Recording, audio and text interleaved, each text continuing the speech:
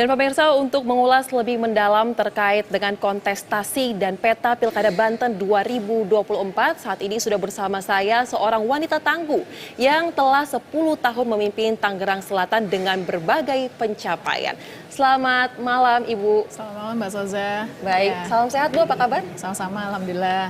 Alhamdulillah, senang bertemu lagi akhirnya ya Bu ya. Sama-sama Mbak. Ya, sukses ya buat Mbak Soza juga ya. Iya. Insya Bu, Allah. kita tahu kalau saat ini untuk Pilkada Banten sudah muncul nama-nama populer yang akan maju memperebutkan kursi Banten 1. Bisa dikatakan bahwa Pilkada Banten ini seperti perang bintang, diprediksi akan seperti itu. Tanggapan Ibu seperti apa Bu ketika Ibu dijajarkan dengan orang-orang yang populer dan akan berada dalam perang bintang tersebut? Semua orang punya hak untuk ikut dalam sebuah kontestasi, apalagi pilkada yang dipilih langsung oleh masyarakat. Dan ada beberapa kriteria tentunya, baik diusung secara independen ataupun juga oleh partai politik. Hari ini saya ditugaskan oleh Partai Golkar di bawah Ketum Pak Erlangga Hartarto untuk ikut dalam pilkada gubernur. Setelah kemarin saya ikut juga di Pileg. Dan Golkar di Provinsi Banten baru ada 14 kursi. Karena kebutuhannya kan minimal 20%, berarti 20 kursi dari 100 kursi. Maka tugas saya hari ini adalah membangun koalisi partai dengan beberapa partai yang ada di Provinsi Banten. Baik, dari informasi yang kami himpun, setidaknya Ibu sudah sempat berjumpa dengan beberapa partai lain seperti diantaranya PDIP, PAN, PKB, Nasdem, juga yang paling baru PSI ya Bu.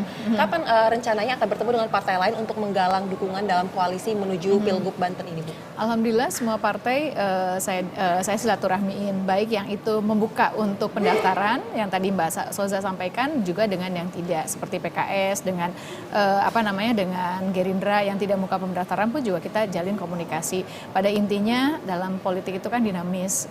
Pada intinya semua orang pasti punya kepentingan yang sama untuk memberikan kebermanfaatan untuk masyarakat. Jadi terus kita jalin semuanya. Dan alhamdulillah saya bersyukur saya bisa menjalin semuanya, terlepas dari apakah partai mana yang akan sama-sama dengan kita, tapi kita coba jalin silaturahmi dengan semua partai, baik yang membuka pendaftaran maupun yang tidak membuka pendaftaran.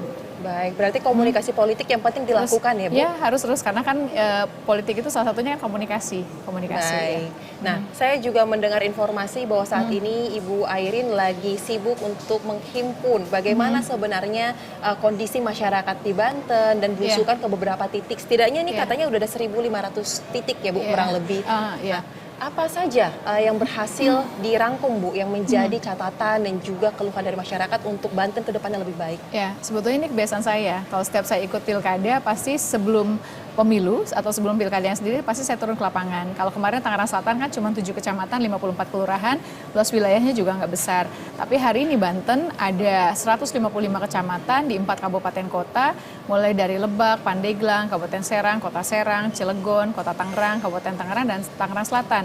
Dan di desanya ada 1.552 desa dan kelurahan.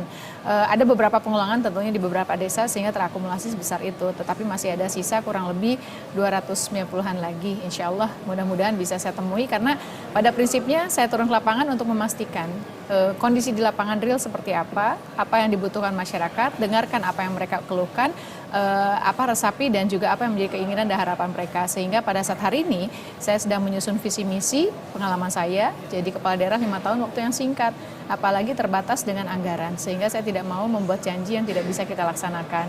Ada beberapa hal tentu harus koordinasi, komunikasi dengan pemerintah pusat, apalagi sekarang kan RPJPN sedang disusun, sehingga kami pemerintah provinsi, kabupaten kota kan harus mengikuti dengan rencana program jangka menengah 2024 sampai 2025 sampai dengan 2045. Nah, ini yang sedang saya himpun semuanya, sehingga saat nanti insya Allah jika Allah menakdirkan, Tuhan menakdirkan saya menang dan dilantik, maka kita udah on proses berjalan sesuai dengan kebutuhan yang masyarakat dengan membuat skala prioritas. Baik, ada kurang lebih tadi 299 titik yang masih belum terjangkau. Ini rencana targetnya kapan Ibu bisa selesai rampung untuk belusukan agar fokus untuk mengerjakan hal-hal lain menuju ke November 2024? Yang pasti mudah-mudahan sebelum 27 November. Karena targetnya setelah saya perhitungkan, ini sangat mungkin bisa dilakukan. Tidak hanya saya turun ke lapangan, tapi juga kan kita ketemu sama beberapa masyarakat yang suka bertemu dengan saya. Jadi mudah-mudahan, mohon maaf ya, kenapa jadi gatel gini. Baik. Yang pasti tentunya saya sudah bisa membedakan 4 kabupaten kota. Jadi mengerucut dari per desa, 4 kabupaten kota. Contoh di Lebak Pandeglang, daerah Banten Selatan dengan luas wilayah yang sangat-sangat besar, infrastruktur jalan poros desanya yang harus menjadi skala prioritas. Karena saya persis paham, karena saya pernah jadi wali kota. Jadi potensi pendapatannya mungkin tidak cukup, sehingga harus ada bantuan dari pemerintah Provinsi Banten. Saya juga bersyukur Mbak Soza, saat saya ditugaskan calon gubernur, ternyata undang-undang tentang jalan disahkan, di mana kita pemerintah provinsi bisa memberikan bantuan tanpa harus meningkatkan status jalan. Jadi mudah-mudahan kita fokus di situ dulu sambil melakukan pembinaan terhadap kabupaten kota. Karena tugasnya gubernur, pemerintah provinsi adalah perwakilan pemerintah pusat di daerah. Sehingga program-program yang dilakukan oleh kabupaten kota, karena ini serentak, mudah-mudahan dengan bupati yang baru, ini pun juga ada kesamaan dalam visi misi. Nah, berbeda halnya contoh misalnya untuk wilayah Serang Raya. Untuk wilayah Kota Serang. Kota Serang ini kan ibu kota provinsi. Kita ingin merubah wajah ibu kota provinsi yang jangan kalah sama wilayah Tangerang Raya. Karena sehebat-hebatnya Tangerang Raya, kalau Kota Serangnya belum sebaik di wilayah Tangerang Raya, tentu akan menjadi sebuah catatan. Nah, ini bagaimana Kota Serang menjadi kota mais. Kabupaten Serang, Pandeglang, Lebak, itu kan ada daerah lumbung beras, sehingga bisa kerjasama dengan wilayah Tangerang Raya untuk bekerjasama dengan food estate atau hal-hal yang lainnya. Nah, untuk Tangerang Raya, karena sekarang masuk ke aglomerasi dari Undang-Undang DKI Jakarta, Undang-Undang Jakarta, tentunya kita akan sangat berharap mudah-mudahan bisa ada hal yang baik tentunya dalam rangka bidang perdagangan jasa, industri dan yang lain-lainnya. Jadi ini cakupan dari desa, kebutuhannya apa di tingkat di tingkat kecamatan maupun sampai dengan tingkat kabupaten kota, sehingga kita bisa mengklaster. Cilegon tentunya sebagai daerah kawasan industri padat modal, strategi apa yang harus kita lakukan tentunya dalam rangka yang tujuan akhirnya adalah kesejahteraan masyarakat. Baik, memang jika kita melihat pembangunan di suatu daerah itu tidak terlepas bagaimana sebenarnya dari program-program yang ada di pusat bisa diterjemahkan dengan baik ketika sampai ke daerah. Nah, jadi menarik nih Bu untuk menyimak tadi apa yang Ibu sampaikan agar ada kesinambungan tersebut dan difokuskan sesuai dengan apa yang menjadi kebutuhan dari masing-masing daerah.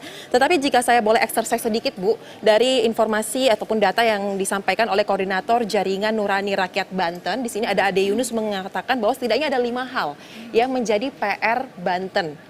PR pemimpin Banten ke depannya. Yang pertama, angka pengangguran yang masih dibilang cukup tinggi, angka stunting yang prevalensinya ternyata masih di angka 10% ke atas, kemudian masih ada kemiskinan ekstrim yang terjadi di Banten, kemudian dana bagi hasil ini masih menjadi PR, dan juga terkait dengan pengendalian inflasi. Karena selama ini dinilai hanya sebatas kebijakan-kebijakan atau rakor saja, belum ada yang prioritas ataupun yang strategis.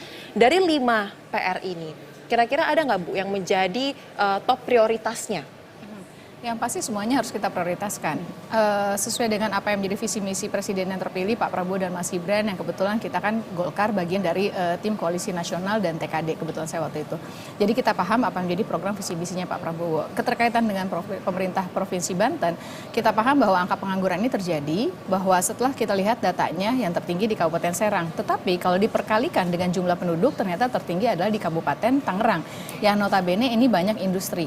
Setelah saya coba diskusi dan telah pelajari dan dengan para tokoh yang ada di sana maupun dengan pemerintahan dengan data, mereka rata-rata banyak yang yang pindah industrinya ke wilayah lain, ada yang ke Jawa Tengah, ke yang lain sehingga pabriknya tutup. Padahal UMK-nya sudah sangat tinggi.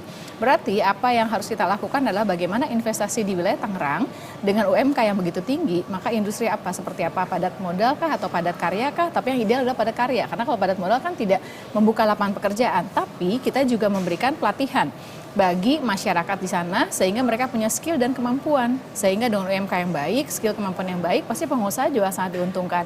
Itu yang termasuk dalam pengangguran. Yang kedua, persoalannya kan tidak semua orang harus membuka industri misalnya pabrik dan yang lainnya. Contoh di Pandeglang, contoh di daerah Lebak, ada daerah Tol Panimbang yang baru. Di situ kan ada kawasan dulu pernah jadi kawasan ekonomi khusus untuk industri pariwisata.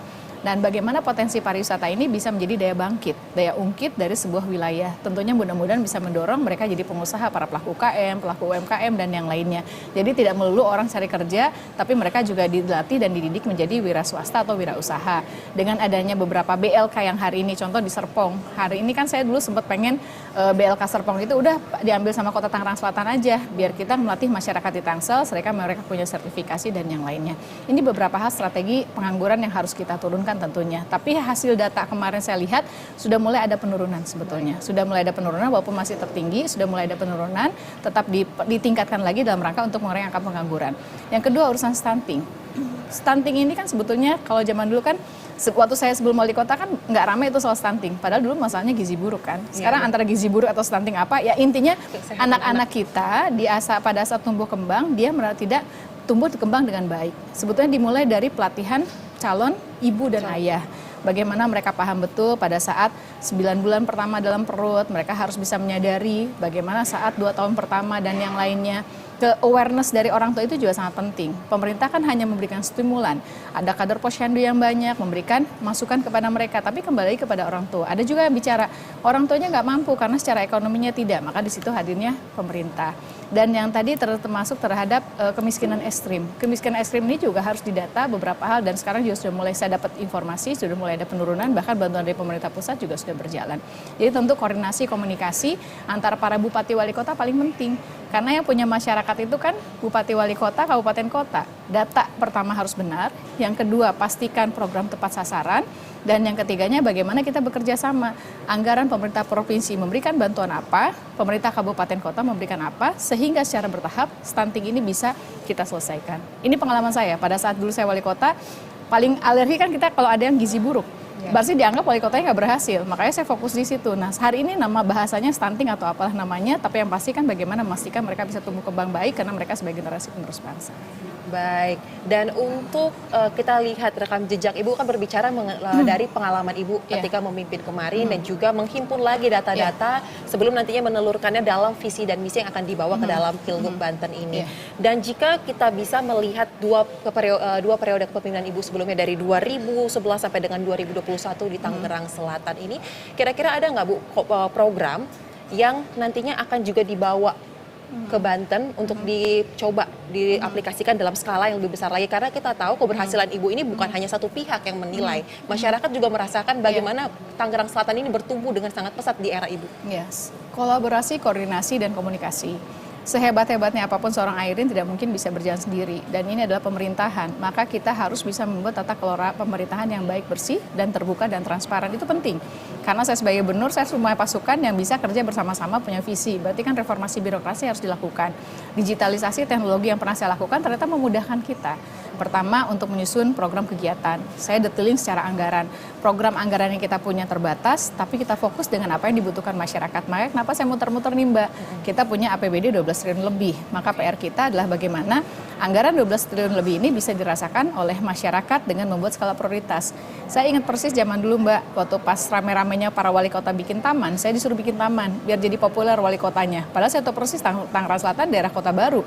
Masih jalan, masih ada beberapa yang harus diperbaiki. Sekolahan masih sekolah SD Impres, saya aja masih ngantor di kantor kecamatan Mbak. Jadi saya hulu pekan itu karena saya tahu persis apa yang dibutuhkan masyarakat, sambil terus saya dengarkan evaluasi mereka. Nah inilah yang akan saya lakukan. Jadi pertama tentunya adalah reformasi birokrasi, transformasi, karena sekali lagi ternyata pemerintah provinsi itu kan berbeda dengan kabupaten kota. Kita ini, saya selalu mengibaratkan saya adalah ibu bagi 4 kabupaten kota. Doain saya banyak sabarnya ya Mbak. Nah, jadi kita mengkoordinasikan, jadi kita dengerin nih mau apa sih, seperti apa dan bagaimana gitu. Jangan sampai kita jadi bupati yang ke-9 gitu kan Mbak, jangan sampai itu. Nah inilah pertama. Yang kedua tentu dengan digitalisasi dan yang lainnya, dan turun ke masyarakat. Yang open office yang dulu saya lakukan setiap hari Jumat di Kota Tangerang Selatan, karena saya setiap Jumat pasti buka kantor dari jam 8 sampai dengan jam 11, kecuali Covid kemarin ya Mbak, kita berhenti. Ini akan saya lakukan. Jadi mudah-mudahan ini menjadi komunikasi, apalagi sekarang kan era sangat-sangat terbuka, digital, sehingga itu pun juga bisa memberikan masukan. Itu salah satu, karena pemerintahan itu berjalan karena ada komunikasi koordinasi, melibatkan pemangku kepentingan yang lainnya. Contoh misalnya dengan perguruan tinggi, saya bersyukur ternyata kan banyak perguruan tinggi yang baik juga di pemerintah di wilayah Provinsi Banten, dan juga tentunya dengan pihak swasta investasi. Nggak mungkin Mbak kita membangun cuman mengandalkan dana APBD saja, pasti harus bisa mendorong ada investasi. Berarti harus menciptakan iklim investasi yang baik. Iya, saya kan suka dibercandain jadi wali kota Tangsel mah enak karena ada pengembang besar, nggak bisa kayak gitu. Kita harus pastikan mereka mau berinvestasi. Kalau kita sistem pemerintahan yang nggak baik, belum tentu mereka mau berinvestasi. Ini tugas saya untuk mengingatkan semuanya.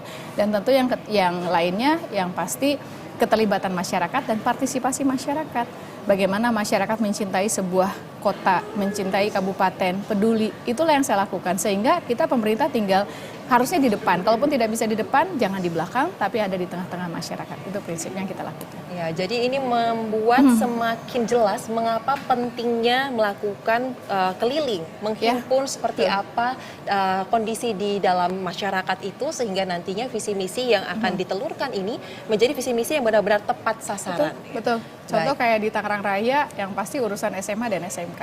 Setiap saya keliling kunjungan, Bu Airin, PPDB zonasi dihapus ya Bu. Tapi kan saya bukan menterinya gitu. Paling saya cuma kasih masukan, saya mudah-mudahan ya ini bisa didengar dan evaluasi tentang PPDB zonasi. Tapi terlepas apakah PPDB zonasi ini akan dijalankan atau tidak, tugas saya tentunya di urusan Tangerang Raya ini adalah soal pendidikan. Karena kita sebagai gubernur, kewenangan kita di SMA dan SMK negeri, maka dengan konsep dengan kita melihat berapa lulusan SMP, berapa jumlah sekolah swasta, berapa jumlah sekolah negeri, membangun sekolah baru, menambah ruang kelas tentunya di sekolah negeri, tapi dengan prinsip tidak boleh mematikan sekolah swasta. Dan beasiswa Mbak, karena pengalaman saya membangun sekolah itu butuh waktu 2 tahun. Menambah ruang kelas butuh waktu 1 tahun, ntar kita kerjasama nih sama sekolah-sekolah swasta, karena memang daya tampungnya tidak tercukupi, tapi mereka yang sekolah di swasta, kita beasiswa persiswanya. Jadi kita kasih beasiswa persiswanya tentu dengan kriteria tertentu, nggak mungkin semuanya sih, secara bertahap. Baik, kita akan nantikan bagaimana gebrakan-gebrakan yang akan dilahirkan oleh seorang Airin di Banten. Betul, dan saya bersyukurnya juga banyak perguruan tinggi yang ada di Banten. Bahkan banyak anak-anak Banten yang juga kuliah di luar Banten di perguruan tinggi yang terbaik. Ini juga kita kasih beasiswa dengan catatan mereka punya prestasi dan mau bangun Banten pas pulang nanti. Baik, kita nantikan bagaimana nanti visi misinya yang akan diramu dan seperti apa gebrakannya jika memang akan benar-benar duduk di kursi Banten 1. Amin, amin. Terima kasih Ibu Airin telah bergabung bersama kami di Berita Satu Utama. Salam sehat Ibu. Dan pemirsa tetaplah bersama kami karena usai jeda yang satu ini Berita Satu Utama masih akan kembali dengan rangkaian informasi menarik lain.